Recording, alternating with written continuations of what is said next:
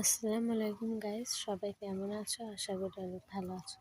দেখো আমাদের গাছের আম কত বড়, আমার হাতটা কোথায় আর আমটা কোথায় দেখো তুমি। আর এখন অনেক গাছে মানে ছোট ছোট খাওয়ার উপযুক্ত এখনো হয়নি অনেক গাছের আম। এই যে দেখো আমার একটা করে বেশি। সাথেই থাকো, আমাদের বাড়ির এই আমের গাছ দুইটা তোমাদেরকে দেখাই, তোমরা দেখো। এই যে এটার কালার এখনো আসেনি। এই যে এই গাছে আর নাই, এই গাছে দেখো কত